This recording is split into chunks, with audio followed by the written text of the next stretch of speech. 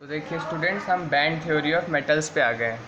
तो यार band theory of metals पे, तो ये बहुत इंपॉर्टेंट टॉपिक है, बहुत इम्पोर्टेंट है। ठीक है, तो इसको समझ लीजिए और बस चैप्टर फिर लगभग ख़त्म।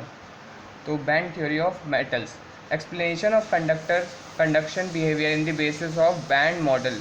The atomic orbitals of solids combine to form molecular orbitals which are so close in energy so to each other as a form of bond. The lowest lying empty bond is called conduction band and the outermost filled band is called valence band. तो ये था English medium students के लिए।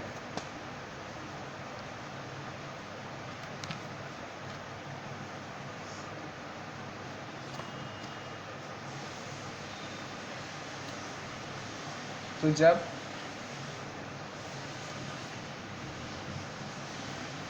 परस्पर निकट स्थित आणविक कक्षकों को ऊर्जा बैंड एनर्जी बैंड कहा जाता है। जब एक ऊर्जा बैंड में स्थित आणविक कक्षों के मध्य ऊर्जा अंतर बहुत कम होता है, क्योंकि एक धात्विक क्रिस्टल में उपस्थित परमाणुओं की संख्या काफ़ी अधिक होती है। इस कारण आणविक कक्षकों की संख्या भी बहुत अधिक होती है।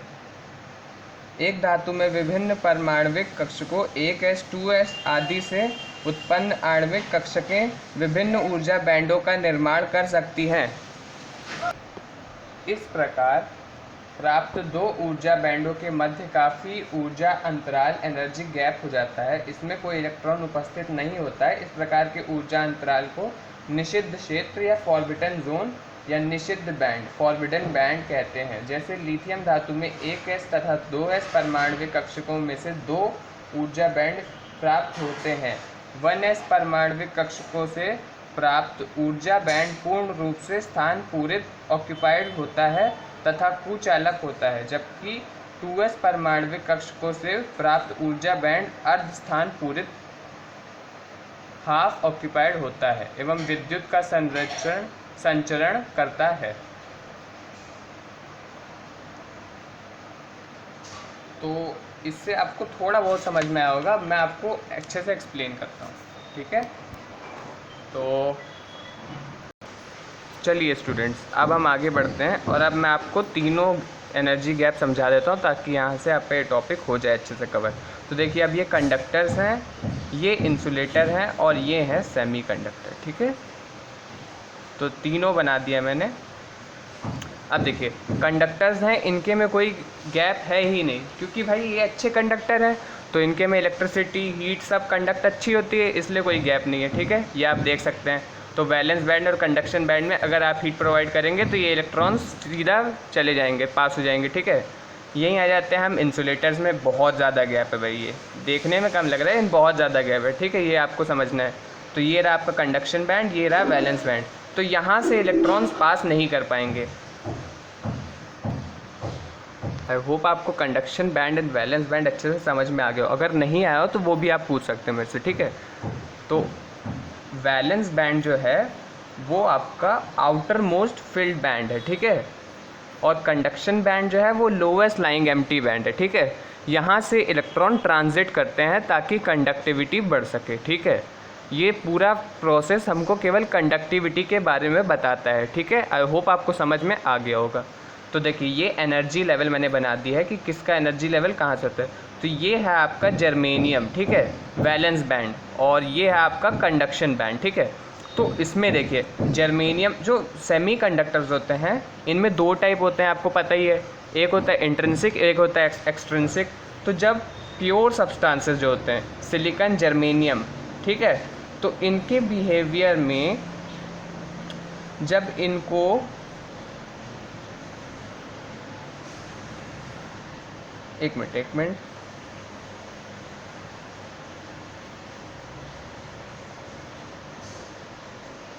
देखिए, मैं समझाता हूँ। The energy gap between valence band and conduction band is very small in semi conductors. ठीक है, और यही गैप जो होता है, जो गैप होता है कंडक्शन बैंड और वैलेंस बैंड में, ये इंसुलेटर में बहुत ज़्यादा होता है। ठीक है, वेरी लार्ज होता है। तो उसी को हम फॉरबिडन जोन भी कहते हैं, याद लिख लीजिए। तो at room temperature these are not good conductors of electricity. ये आप जानते ही हैं कि रूम टेम्परेचर पे इलेक्ट्रिसिटी कंडक्ट नहीं करता सेमीकंडक्टर, क्योंकि उतनी एनर्जी नहीं बना पाता। When temperature is raised a number of electrons from valence band get sufficient energy to pass into conduction band. जब आप टेम्परेचर बढ़ाते हैं तो काइनेटिक एनर्जी बढ़ती है इलेक्ट्रॉन्स की, और वो फिर पास करने लगते हैं वैलेंस बैंड से कंडक्शन बैंड पे, ठीक है।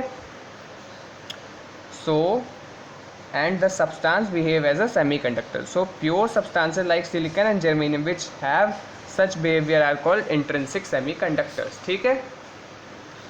तो आई होप आपको समझ में आ गया होगा। और इंट्रिंसिक और एक्सट्रिंसिक सेमीकंडक्टर तो आप जानते ही हैं, जो इम्प्योरिटी ऐड करने पे आए या फिर इम्प्योरिटी ऐड करने पे ऑब्टेन्ड हो उन्हें हम एक्सट्रिंसिक सेमीकंडक्टर कहते हैं, और जो इम्प्योरिटी नहीं, और जो कहते हैं केवल हीट करने पे semiconductor which is obtained by heating insulator. जब आप इंसुलेटर को हीट करते हैं तो उसे हम इंट्रिंसिक सेमीकंडक्टर कहते हैं, ठीक है।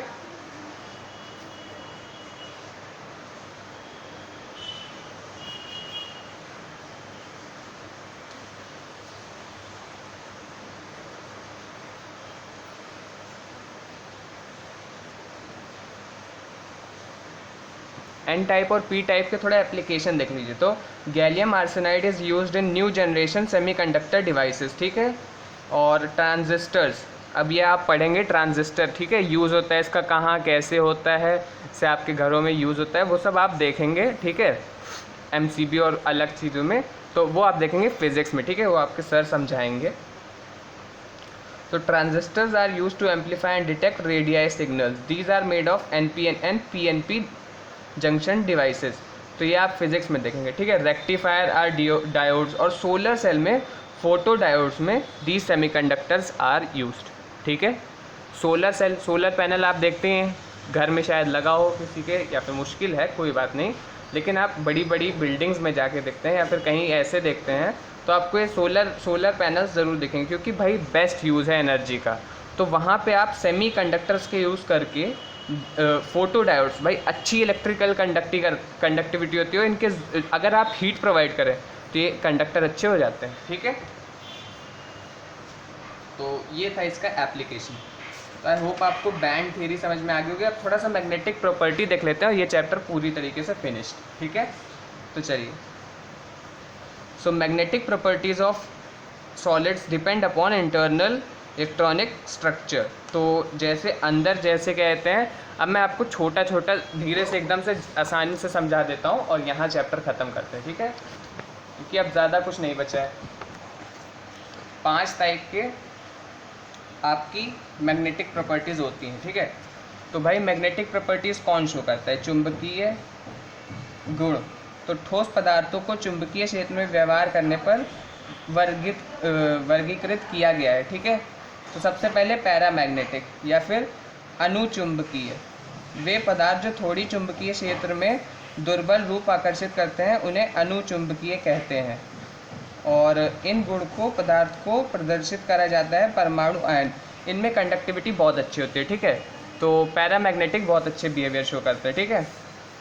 डायमैग्नेटिक, जिनके अंदर मैग्नेटिज्म नाम का कुछ होता ही नहीं है। भाई डायमैग्नेटिक मतलब सॉलिड आप ले लीजिए, जैसे वुड और बहुत सारे प्लास्टिक, ये सब भाई चुंबकीय कुछ होते ही नहीं है, ठीक है।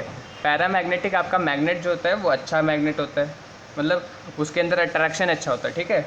तो डायमैग्नेटिक में डाइनाइट्रोजन, NaCl, ये सब सॉलिड्स, ये सब जैसे वे पदार्थ जो चुंबकीय क्षेत्र में दुर्बल रूप से प्रतिकर्षित होते हैं उन्हें प्रतिचुंबकीय कहलाते हैं, ठीक है। अब आ जाता है फेरोमैग्नेटिक। यह प्रकार का अनुचुंबकीय गुण, किंतु इसकी तीव्रता अति उच्च होती है। ये पदार्थ चुंबकीय क्षेत्र को अनुपस्थिति में स्थायी चुंबकीय बनाए रखते हैं, जिससे फेरस, आयरन या फिर कोबाल्ट या फिर nickel. substances which show permanent magnetism even in absence of magnetic field. Magnetic field are called ferromagnetic substances. और ये आप समझ गए होंगे अब कि परमानेंट मैग्नेटिज्म शो करते हैं, मतलब बहुत अच्छा इनका भी कंडक्टिविटी अच्छी होती है इनकी, ठीक है। तो ये अट्रैक्शन इनका बहुत अच्छा होता है, इस वजह से फेरोमैग्नेटिक सब्सटेंसेस। इसके एग्जांपल हो सकते हैं chromium dioxide, nickel, cobalt, iron, ठीक है।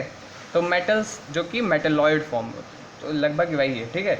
एंटी मैग्नेटिज्म, तो ऐसे ठोस पदार्थ, ये प्रतिलोह चुंबकीय पदार्थ, ऐसे ठोस पदार्थ जो उपेक्षाकृत कम अनुचुंबकीय प्रदर्शित करते हैं वे प्रतिलोह चुंबकीय पदार्थ होते हैं, ठीक है। When equal number of unpaired electrons are aligned in opposite direction, मतलब डायरेक्शन अपोजिट है तो भाई इलेक्ट्रोमैग्नेटिज्म कम ही होगा। Other magnetic moment, their spins are alternate, such substances are called antiferromagnetism, मतलब मैग्नेटिज्म होगा लेकिन कम होगा जितना होना चाहिए था। तो आयरन ऑक्साइड इसका एग्जाम्पल है, मैग्नीस ऑक्साइड है, ठीक है। अब आ जाते हैं अपने लास्ट पे, फेरी चुंबकीय पदार्थ या फेरी magnetism substances.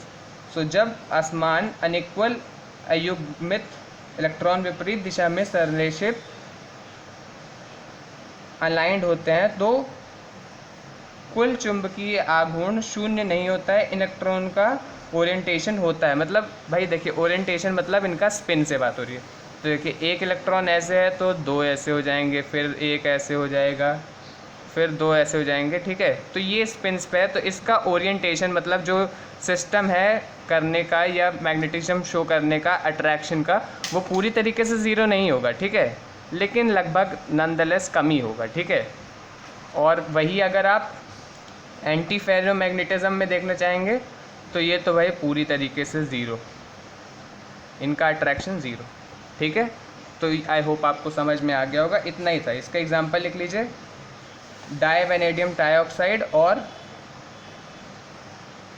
Iron oxide Fe2O3, ये बहुत इंपॉर्टेंट एग्जांपल है।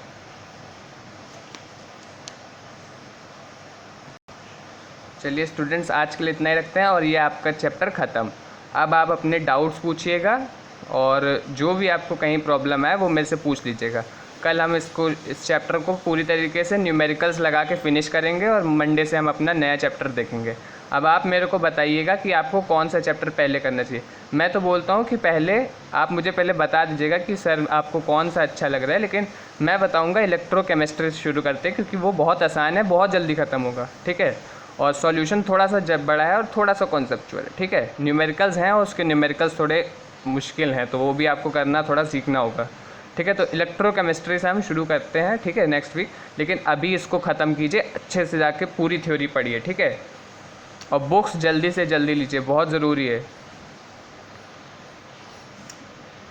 आइए आप स्कूल, बुक लीजिए और घर जाके पूरी अच्छे से थ्योरी पढ़िए। अगर आप बुक नहीं होगी तो आप नहीं पढ़ पाएंगे, आपको बार बार बोल रहा हूँ, ठीक है। और ये चैप्टर अच्छे से रिवाइज कीजिए, क्वेश्चन पूछिए, कल न्यूमेरिकल्स पूरे सॉल्व करते हैं और इस चैप्टर को ख़त्म करते हैं।